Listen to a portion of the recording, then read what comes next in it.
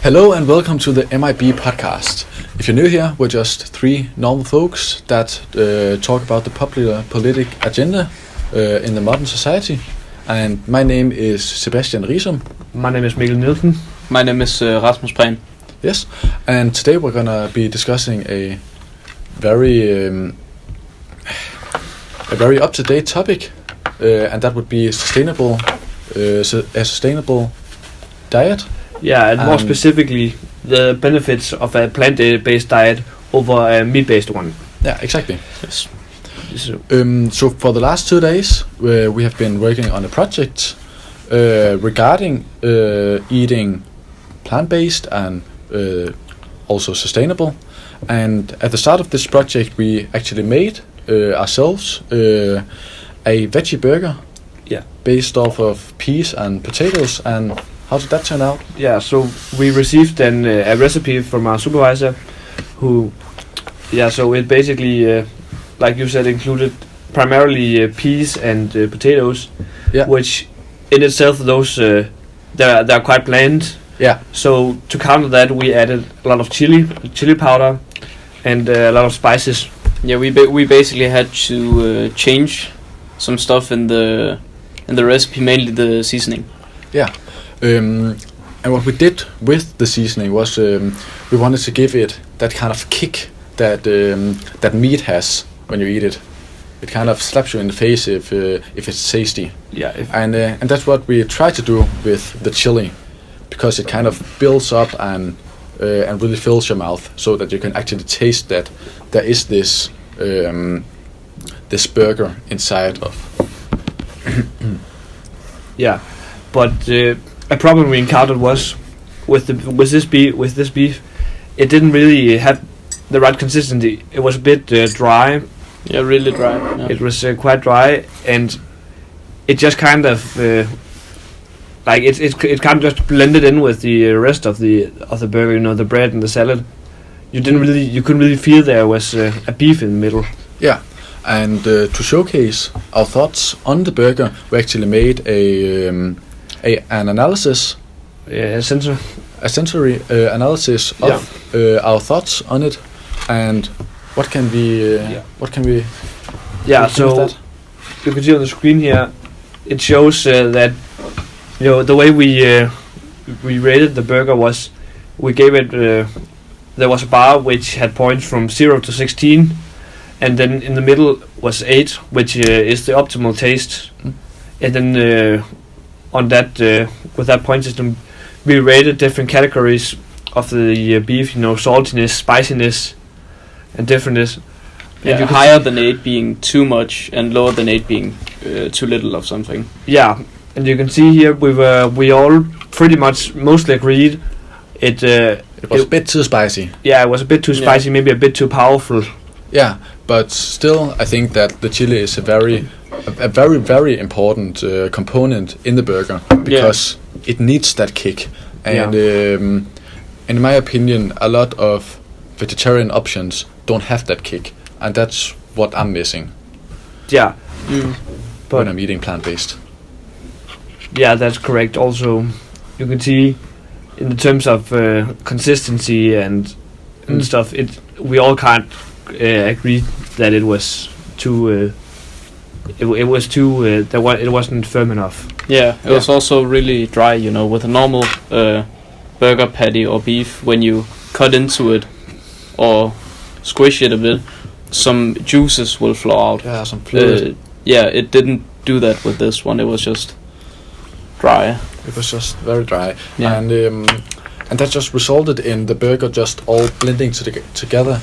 Because the bun is kind of moist, and the burger itself also doesn't have a lot of fluid, and it just became this kind of mushy sort of thing in your mouth, and you couldn't really, like in a normal burger, there are layers, and you can taste the different layers. You bite into the bun, and that's a nice taste, and you taste the dressing and maybe some cheese if you have that, and then the most important component, the meat, comes, and it has this texture that where you can separate it from the rest of the burger. I think what we could do to change that to next time, so it had a bit more layering, was if we, the buns, if we gave them a bit extra, so they were more crispy, because they might have been a little undercooked. Yeah. But a part of the recipe was also some different types of grain to give it a bit of texture. Yeah, so and maybe that wasn't enough. Maybe you can. Maybe we can try and work on that, or maybe we need a completely different recipe. But as a conclusion to our meal, it was surprisingly good. Yeah, considering generally. Better than expected, but not good enough to be a substitute. Yeah, but because generally, I personally didn't expect much of it, because vegan version of food they have a reputation for being disgusting. You don't go down to McDonald's and see a veggie burger on the menu. You don't think, that sounds delicious. No, you go for a hamburger instead. Yeah, exactly. And that's also kind of what a movie we've seen called The Game Changers talk about. Very interesting movie. Yeah. It's a movie about over in America. There's this coach. Documentary. It's a documentary about this coach that had an accident, and he then transferred to a plant-based diet because he was hoping that it would help with his recovery and maybe even his performance after the recovery. And then the rest of the film just built on that. Yeah, it shows. With a lot of athletes and also some very extreme people that really have high cholesterol that they put into a kind of unfair category. Yeah, they didn't show any normal people. Like they went for the extremes, definitely. Yeah. Also, the movie,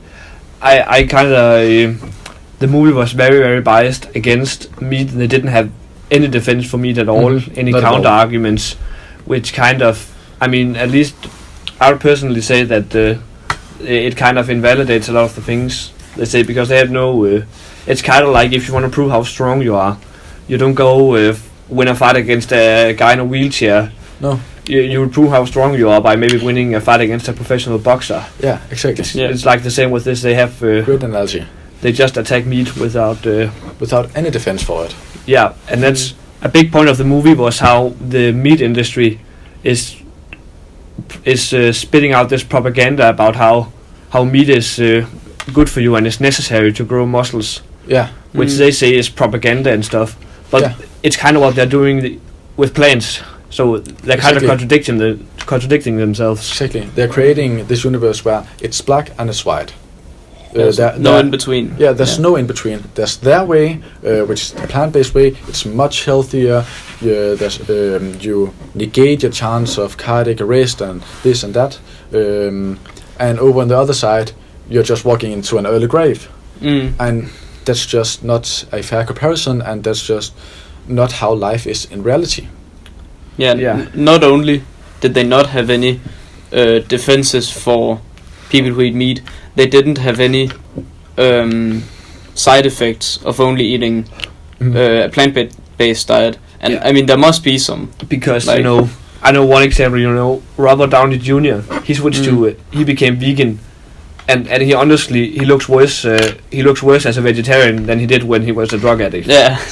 So, I think the vegetarian diet definitely has something to do with that. I think it's important not just to eat plants. That's a very interesting example. You can't make a connection between those two things. You could say it because he's gotten older, but Yeah, but a couple of years ago when you saw the Iron Man movies, he was looking very sharp. Yeah, but he had makeup. He had a massive team of guys making him look good. Well, but also his muscles and stuff were bigger. He looks very sickly. Yeah. At the moment. Very ragged, yeah. True. But if we go back to the movie again, the comparisons that they make are kind of unfair in reality, because One of the experiments that they make a lot of experiments in the movie. I could definitely recommend the movie. Is with a group of firefighters that have a really extremely high cholesterol number, and then they try to, and that's there is bad things about meat, and their diet was almost only a meat-based one. They were like carnivores, and that's why they had this extremely high cholesterol number. And it's an unfair comparison to make, to say that everybody that would switch to a plant-based diet would see this improvement, because that's just not how the world is. America is also a very unhealthy country that eats a lot of processed foods, which again, it's very unhealthy. The food has literally been in a blender and has been decomposed, and that just makes your body doesn't have anything to work with. You get hungry again a few minutes after, and then you crave the same fat-filled food. And it's a sick. It is quite sickening. Yeah, they also in the movie they showed an experiment where they took the blood of a vegetarian and the blood of a meat eater and basically compared how much fat was in them, and then you could obviously tell there was more fat in the meat eater, but they didn't mention the fact that it might be because he mentioned himself that he ate a lot of fried chicken from Popeyes and a lot of fast food. Mm-hmm. They didn't mention that may be the reason, not because it was the so meat. they take the fat-filled chicken and dip it in more fat. Yeah. Like, of course that's not a healthy diet. No. And the comparison now that we live in Europe and we compare ourselves to America, there's a big difference. Just another analogy just to showcase it is, and this is quite a funny one, in America, in a lot of states, in the school, in the cafeterias, pizza is actually labeled as a vegetable, and that's just that's very weird. It's actually because they claim that if you put enough tomato sauce on, then it counts as a vegetable, and it doesn't make any sense. But you could count anything as a vegetable. Yeah, you could count a house as a vegetable. Yeah, you put could enough tomato. In it, you can kind of say also compared to in Russia, they only recognized beer as an alcoholic beverage in 2004. Yeah. And because they drink so much alcohol. Again, this showcases the extremes. Yeah, and cultural differences. And the cultural differences, and showcases that the world is not black and white. Yeah. And we are very different, especially in our diets. And it's a cultural influence that has created the way we eat and the way we think of eating. Yeah.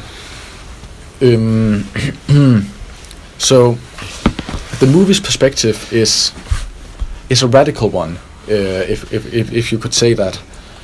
So it's important when you watch it to be critical. Yeah, always. And if you wanna, it also said at the start of the movie to do your own research. Mm-hmm. If you wanna go for a plant-based diet, don't just watch this movie. Read articles and stuff, because, like we said before, this movie is quite biased.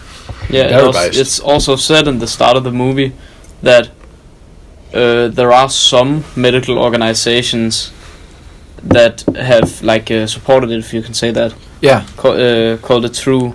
But it's just some experts. Said you should do your own research, because everyone's different, I guess. Yeah. And they only bring in the experts that agree with them. Yeah, they very have no experts defense as well. And again, the comparisons that they compare the meat industry to the cigarette industry, and that's just, again, it's an extreme comparison, and just really trying to showcase the meat industry as a bad guy, and you're really unhealthy if you eat, they're the villains. This. Yeah, and it's not in reality.